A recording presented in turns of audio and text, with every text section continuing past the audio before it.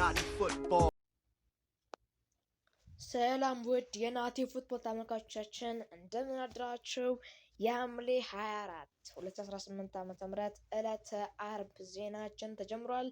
እስከ መጨረሻው አብራችሁን ቆዩ። ላይክ፣ ሼር፣ ሰብስክራይብ ያደረጋችሁ ዜናዎቹን እና መረጃዎቹን ያካፈልኳችሁ አብራችሁ የምቆየው እኔ ናትናኤል ብርሃኑ ነኝ። ወደ ዜናችን እናልፋለን። በዛሬው ጉዳያችንም በርከት ያሉ ጉዳዮችንም ይዘናል። የዝውውር ወቅት እንደመሆኑ እንግዲህ እንደምታውቁት ጉዳዮችን ስለ አርሰናል፣ ስለ ማንቸስተር ዩናይትድ፣ ስለ ቼልሲ፣ ስለ ሊቨርፑል ክለቦች፣ ስለ ሪያል ማድሪድ የመሳሰሉት እና ፒኤስጂ እና ባየር ሙኒክ የመሳሰሉት ይዘናል። አብራችሁን ቆዩ እንላለን። ከዜናዎቹ ጋር ወደ ዜናዎቹ እናልፋለን። ቀዳሚ ያደረግነው ዜና የአርሰናል ዜና ነው። የአርሰናል ጉዳይ ነው። አርሰናል ብሩኖ ጉማሬሽን ለማስፈረም ትልቅ ድርድር ላይ ናቸው ተብሏል። 87 ሚሊዮን ፓውንድ በታችም ለማስፈረም እየጣሉ ነው ተብሏል። አርሰናል ከብሩኖ ጉማሬሽ ጋር በጣም ስሙ እየተያዘ ነው። የኒውካስሉ ተጫዋች የመሃል ሜዳ ተጫዋች ብሩኖ ጉማሬሽም ወደ አርሰናል መምጣት ይፈልጋል። አሁን የኒውካስሉ አሰልጣኝ ኤዲ ሃው መባረራቸው ወይም መውጣታቸው ተከትሎ አሁን ብሩኖ ጉማሬሽ የሚመጣበት ሁኔታ ደግሞ የሰፋ ይመስላል። በቅርብ ጊዜያትም ብሩኖ ጉማሬሽ የአርሰናል ተጫዋች እንደሚስማማ ይጠበቃል። ስለሆነ ትልቅ ድርድር ላይ ናቸው ተብሏል። ለአርሰናል 87 ሚሊዮን ፓውንድ በታች ለማስፈረም ይፈልጋሉ ተብሎ አርሰናል እስከ 100 ይጠይቃሉ ተብሎ ነበረ። ኒውካስሎች ግን ከ87 ሚሊዮን ፓውንድ በታች ያስፈርማሉ ተብሎ ይጠበቃል። ሌላኛው አርሰናል ጉዳይ ኤሲ ሚላን የአርሰናሉን ኢታን ንዋኔሪን ይፈልጋል ተብሏል። ሌሎች ፉልሃም፣ ኤቨርተን እና ሬድ ሌይፕዚግም ኢታን ንዋኔሪ ፈላጊ ናቸው። ኤሲ ሚላን እና አርሰናል ግን ውይይት ጀምሯል ተብሏል። በኢታን ንዋኔሪ ጉዳይ አርሰናል ጥሩ ገንዘብ ከቀረበለት በቋሚ ዝውውር ሊለቀው ይችላል፣ ግን በውሰት ውል ሊለቀው የሚችልበት አጋጣሚ ይኖራል ተብሎ የሚጠበቀው የ18 ዓመት ተጫዋች ኢታን ንዋኔሪ በኤሲ ሚላን አሁን ፍላጎቱን አኑሯል። በባለፈው ዓመት በውሰት ውል በፈረንሳይ ክለብ ኦሎምፒክ ደ ማርሴይ ይገኝ ነበረ። አሁን ደግሞ ወደ አርሰናል ተመልሷል። ድጋሚ ደግሞ ሊለቅ ይችላል ማለት ነው ከአርሰናል። የአርሰናል ጉዳይ በዚሁ እናጠናቅና ወደ ማንቸስተር ዩናይትድ ጉዳዮች እናልፋለን። ማንቸስተር ዩናይትድ ሉዊስ ሃለን ለማስፈረም የረጅም ጊዜ ውል ለማስፈረም ይችላል ተብሏል። ከስምምነት ላይ ደረሱ። ሉዊስ ሃለን ከኒውካስትል ዩናይትድ መልቀቅ ይፈልጋል ተብሏል። ግን ኤዲ ሃው እንዲለቅ አይፈልግም ነበር። አሁን ኤዲ ሃው ግን መልቀቃቸው የመባረራቸው ተከትሎ አሁን ሉዊስ ሃለን የሚመጣበት አጋጣሚ ሌላው ሰፊ ነው፣ ከኒውካስትል ተጫዋቾች ጋር ማለት ነው። ስለሆነ ሉዊስ ሃለን ወደ ማንቸስተር ዩናይትድ ሊመጣ ይችላል ተብሏል። ሉዊስ ሃለን መልቀቅ ስለሚፈልግ ማንቸስተር ዩናይትድን የሉክሾ የረጅም ጊዜ ተተኪ ለማድረግ ለማስፈረም ይፈልጋሉ ተብሏል። ሌላኛው ማንቸስተር ዩናይትድ ጁቬንቱስን ተጫዋች ፖርቹጋላዊውን ፍራንሲስኮ ኮንሴሳውን ለማስፈረም ይፈልጋሉ ተብሏል። ይህ ፖርቹጋላዊ ተጫዋች እንግዲህ በጣም ምርጥ ተጫዋች ነው። ከነ አማር ከነ ሙምቤሞ ጋር ሊፎካከር የሚችል ተጫዋች ነው። ግን ጁቬንቱስ የሚለቁ አይመስልም፣ መልቀቅ አይፈልግም። ግን ደህና ገንዘብ ከቀረበለት ሊለቅ ይችላል ተብሏል። ማይክል ካሪክም እንደዚህ ተጫዋች በጣም አድናቂ ናቸው ማለት ይቻላል ለፍራንሲስኮ ኮንሴሳው እና ይፈልጋሉ ተብሏል። ይህን ተጫዋች በጣም ጥሩ ተጫዋች ነው የሚባል ተጫዋች ነው። ገና ታዳጊ የሚባል ተጫዋች ነው። የጁቬንቱስ ተጫዋች ነው። ሌላኛው ጁቬንቱስ፣ ሮማ እና ፌነርባቼ የጆሹዋ ዘርክዜን ፈላጊ ናቸው ተብሏል። ስለሆነ ጁቬንቱስ፣ ሮማ እና ፌነርባቼ ዘርክዜ ፈላጊ ከሆኑ አሁን አጥቂ ለማስፈረም ማንቸስተር ዩናይትድ መትጋት አለበት ማለት ነው። ስለሆነ በትናንትናው ዜናችን እንዳቀርቡላችሁ ዘርክዜ የሚለቅ ከሆነ አጥቂ ለማስፈረም ቤንጃሚን ሴስኮ አጥቂ ጨራሽ አጥቂ የሚሆን ለማስፈረም ይፈልጋሉ ተብሏል። ዘርክዜም አሁን ጁቬንቱስ ኮሎሙዋኒ ለማስፈረም ለስምምነት ላይ ደርሷል። ስለሆነ ጁቬንቱስ ከዚህ ዝውውር ሊወጣ የሚችልበት አጋጣሚ ይኖራል ተብሎ ይጠበቃል። ግን ሮማ እና ፌነርባቼ የዚህ ተጫዋች ፈላጊ በመሆናቸው ለማንቸስተር ዩናይትድ ጥሩ ነው። እንዲህ ተጫዋች ለማስፈረም ያስባል ማለት ነው። ሌላኛው ከአጥቂ ጉዳይ የተያያዘ ማንቸስተር ዩናይትድ ዝውውር ማንቸስተር ዩናይትድ ኢጎር ቲያጎ ላይ ፍላጎት አለው ተብሏል። የብሬንትፎርዱ ብራዚላዊው አጥቂ ኢጎር ቲያጎ ላይ ፍላጎታቸውን አሳድረዋል።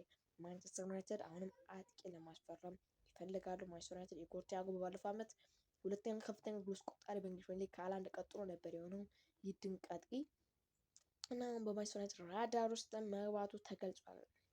ሌላኛው ቹዋሜኒም የተመለከተ ጉዳይ አለን።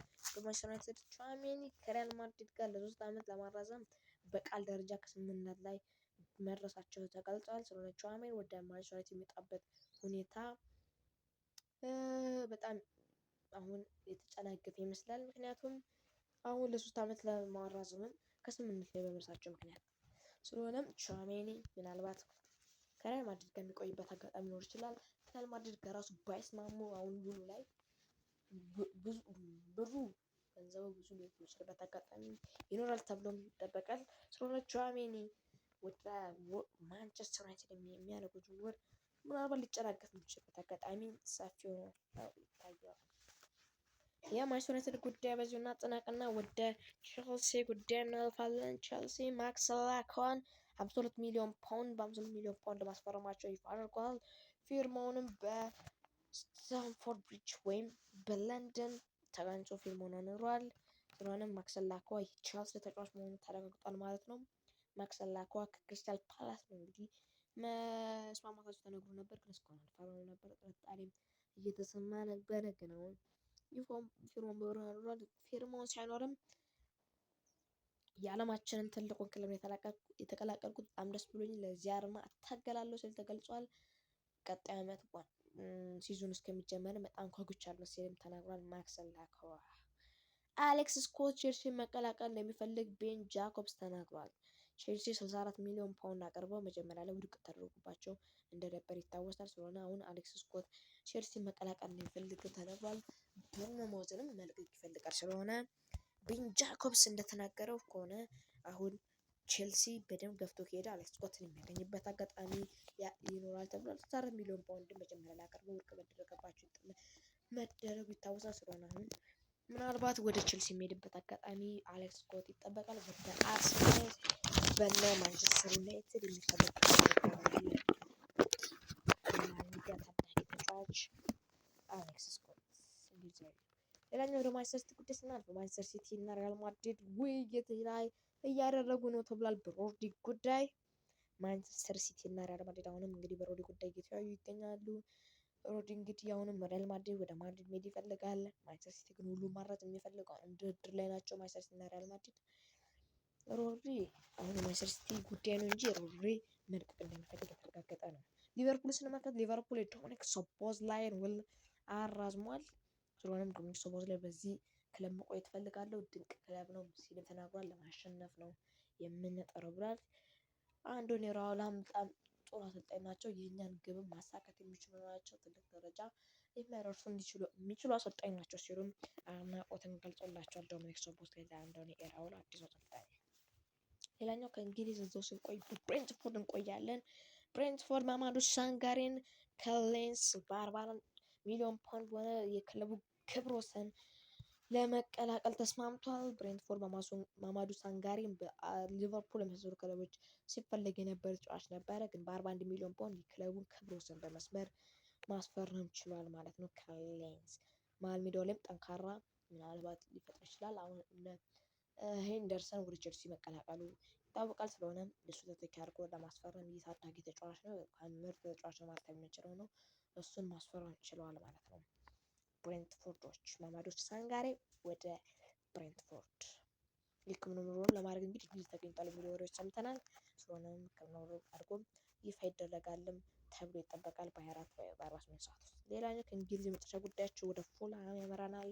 ሌላኛው ለነክለ ፉልሃም የሪያል ማድሪድ ጎንዛሎ ጋርሺያን ፉልሃም ለመግባት ተስማምቷል የሚሉ ወሬዎች ተሰምተዋል። ስለሆነ ጎንዛሎ ጋርሺያን ለማስፈረም የበለጠ አሁን ስምምነት ላይ ወይም ለመድረስ ተቃርበዋል። አርቤሎሃም ጋር ድጋሚ መስራት አጋጣሚን ጎንዛሎ ጋርሺያ ያገኛል ማለት ነው። ሌላኛው ሪያል ማድሪድ የተመለከተ ጉዳያችንን እናነሳለን። ወደ ስፔን ስናልፍ ሪያል ማድሪድ የሌቫንቴን የፊት መስመር አጥቂ የሆነውን ካርሎስ ኤስፒን አስፈርመዋል። የ5 ዓመት ኮንትራት ይፈርማል። 25 ሚሊዮን ዩሮ ነው ያስፈረሙት። የተጫዋች በእንግሊዝ ክለቦች እየተፈለገ ነበረ። 25 ሚሊዮን ዩሮ የውል ማፍረሻውን ከፍሎን ማስፈረም የቻሉት። ጎንዛሎ ጋርሺያ ፉልሃምን ለመቀላቀል መቃረቡን ተከትሎ ካርሎስ ኤስፒን ማስፈረማቸው ይፋ ይሆናል። ሪያል ማድሪድ ሌላ አማራጭን ማስፈረም ችሏል ማለት ነው። የጎንዛሎ ጋርሺያ ተተኪ አድርገው ስለሆነ ምርጥ ተጫዋች ነው ማለት እንችላለን። በሌቫንቴ ራሱን ያሳየ ተጫዋች ነው። በጣም ለሪያል ማድሪድም ቀጥተኛ ወንበር ምናልባት እየተነሳ ጥሩ ነገር ሊያደርግ ይችላል ተብሎ ይጠበቃል። እንደ ጎንዛሎ ጋርሺያ እንግዲህ ጎንዛሎ ጋርሺያ በክለቦች ዓለም ዋንጫ እንደታየ ይታወሳል። ለሌቫንቴ ተጫዋችም በአንድ ውድድር ምናልባት ከኤምባፔ ተተኪ ሆኖ ሊታይ ይችላል። ስለሆነም ሊጫወት የሚችልበት አጋጣሚም ይኖራል። ሌላኛው ሪያል ማድሪድ ለሮድሪ ዝውውር 50 ሚሊዮን ዩሮ ይበቋል ሲሉ ተናግረዋል። ማንቸስተር ሲቲ ደግሞ ከ75 ሚሊዮን ዩሮ በታች አይሸጥም ሲሉ ተናግረዋል። 75 ሚሊዮን ዩሮ ይፈልጋሉ ተብሏል። በዚህ ጉዳይ አሁን ጭቅጭቅ ላይ ይገኛሉ። ሪያል ማድሪድ ለሮድሪ 50 ሚሊዮን ዩሮ በጣም ዝቅተኛ ይመስላል። በትናንትናው ዜናችን እንዳነሳናችሁ የማንቸስተር ሲቲ ሰዎች ባላንድ ዶር የበላ ሰው ማልሜዳውን የሚቆጣጠር ድንቅ የማልሜዳ ተጫዋች የሆነ ሰው በ50 ሚሊዮን ዩሮ መሸጥ ማለት ምን ማለት ነው ሲሉ ሀሳባቸውን ገልጸው ነበር። ሪያል ማድሪድ ግን ከ50 ሚሊዮን ዩሮ አልንቀሳቀስም ብሏል። ማንቸስተር ሲቲ ግን 75 ሚሊዮን ዩሮ ይፈልጋሉ። ስለሆነ በዚህ ጉዳይ ላይ አሁን ክርክር ላይ ናቸው። ሪያል ማድሪድ ግን 75 ሚሊዮን ዩሮ መክፈል ይችላል፣ ግን መክፈል አለበት ተብሎ ይጠበቃል። የግሉ ለማድረግ መክፈልም ይጠበቅበታል። ድንቅ ተጫዋች ነው። ስለሆነ አሁን ከእነሱ ውስጥም አንድ ተጫዋች ሊወጣ ይችላል። እነ ቹዋሜኒ ወይ ካማቪንጋ ሮድሪ የሚመጣ ከሆነ ስለሆነ ለማንቸስተር ምናልባት ካማቪንጋን ሊያዩ ይችሉበት አጋጣሚ አለ። ቹዋሜኒ ወደ 3 ዓመት ለማራዘም ቅድም እንዳልኳችሁ በቃል ደረጃ ስምምነት ያደርሳል። ሌላኛው የቻይናው ንጉስ ሊመጣ ኦሊሴን አንሸጠውም ሲሉ ተናግሯል። የባየር ሙኒኩ ፕሬዝዳንት ኡሊ ሆኔሽ ተናግረዋል። እንግዲህ አሁንም ኦሊሴ እንደማይሸጥ በግልጽ አድርገው ነው የተናገሩት። አሁንም ኦሊሴ በማንኛውም ሁኔታ ለሪያል ማድሪድ የምንሸጠው ተጫዋች አይደለም ሲሉ ተናግረዋል። እና ኦሊሴ አሁን እንግዲህ በሪያል ማድሪድ በጣም እየተፈለገ ነበር፣ በጭራሽ እንደማይሸጥ በጣም ሪያል ማድሪድ መፈለጋቸው ራሱ አስቆኛል ሲሉም የባየር ሙኒክ ፕሬዝዳንት ተናግሯል። ስለሆነ ኦሊሴ እንደማይሸጥ በጣም እርግጥ ሆኖ በምንም አይነት ገንዘብ እንደማይሸጥ ለድርድር እንኳን አንቀርብም ሲሉ የባየር ሙኒክ ፕሬዝዳንት ተናግሯል። ስለ ኦሊሴ ስለሆነ ዲያዝም ይመለከታል ብሎ ይህን ጉዳይ ዲያዝም በጭራሽ አይሸጥም ተብሏል። ሃሪኬንም የዓለማችን ምርጡን አጥቂ ስፍራ ይዘናል ሲሉም ተናግረዋል። ስለሆነም ዋንጫዎችን ለማሸነፍ ስለምንጠር እነዚህ ተጫዋቾች ለቡድናችንን ያስፈልጉናል ሲሉ ተናግረዋል። ስለሆነ ኦሊሴ እና ዲያዝ እንግዲህ በአልሂላል የመሳሰሉ ክለቦች ሲፈለግ ነበረ። አሁን ግን እሱም ለማይሸጥ እንደሚችል የተናገሩ ነው። ስለሆነ ኦሊሴ፣ ሃሪኬን እና ዲያዝን አሁንም በቀጣይ ዓመት እናያቸዋለን ማለት ነው። ቀድሞ ነው እንግዲህ ከሁሉም አጥቂዎች 100 ጎሎች ላይ የደረሱት እነዚህ አጥቂዎች በድምሩ። ሌላኛው ጆን ስቶንስ ኢንተር ሚላንን ተቀላቅሏል በ2 ዓመት ኮንትራት። ይህ የማንቸስተር ሲቲ ተጫዋች እንግዲህ ከማንቸስተር ሲቲ መልቀቁ ይታወሳል። በነፃ አሁን ኢንተር ሚላንን ተቀላቅሏል። የቀድሞ የቡድን አጋሩ አካንጂ ጋር አብረው ይጫወታሉ ማለት ነው። ጆን ስቶንስ በአርሰናል በቼልሲ ሲፈለግ የነበረ ተጫዋች ነው። አሁን ግን መዳረሻውን የጣሊያኑን ሚላን ኢንተር ሚላን ተቀላቅሏል ማለት ነው። ጆን ስቶንስ ኢንተር ሚላን። ሌላኛው የመጨረሻ ጉዳያችን የምናደርገው ፒኤስጂ ነው። ፒኤስጂ የ50 ሚሊዮን ዩሮ ጥያቄ ተቀባይነት አግኝቷል። የማን ነው የሚለውን አብረን እንመለከታለን። የሞናኮን አጥቂ ተጫዋች አክሊሊችን ለማስፈረም የ50 ሚሊዮን ዩሮ ጥያቄ አሁን ተቀባይነት አግኝቷል። ብዙ ጥያቄዎች አቀርቦ ውድቅ ተደርጎበት ነበር። አሁን ግን በስተመጨረሻ 50 ሚሊዮን ዩሮ ጥያቄ ተቀባይነት አግኝቷል ማለት ነው። ስለሆነ በያንዲያሜንዴን ሲፈልጉ የነበሩት ክለብ ነበረ። ነገር ግን ሪያል ማድሪድ ለመቀላቀል ተስማምቷል። አሁን ከስምምነት ደርሷል። ያለቀ ዝውውር ነው። አሁን ግን አክሊሊችን ባርኮላም ሊወጣ ይችላል እየተባለ ነው። ሊቨርፑል በጣም በጥቂት የፈለገው ስለሚገኝ አሁን ግን ፒኤስጂ አሁን ምናልባት ባርኮላ የመጣ ከሆነ አክሊሊችን ማስፈረም ይችላል ማለት ነው። በወዳጅነት ጨዋታ ባየር ሙኒክ ኤጋሬችን ካልተሰጡ እንደዛ የሚባል ክለብን 15-0 በሆነ ሰፊ ውጤት ማሸነፍ ችሏል። ከዚህ ቡድን ጋር በአመታት እንግዲህ አመት በአመት ነው የሚገናኘው ማለት ይቻላል። በወዳጅነት ጨዋታ 30 ምናምን ጎል ያገባበታል፣ 20 ምናምን ጎል ያገባበታል፣ 10 ምናምን ጎል ያገባበታል እና እንደዛ ነው። ስለሆነ ማሸነፍ ችሏል ማለት ነው። 15-0 የወዳጅነት ጨዋታ። ነገ እንግዲህ አርሰናል ጨዋታ አለው። ውድ ናቲ ፉትቦል ተከታታዮቻችን የዛሬው ማለዳ ስፖርት ዜናችን ይመስል ነበረ። ነገም በሌላ በትኩስ ዜናችን እንመለሳለን።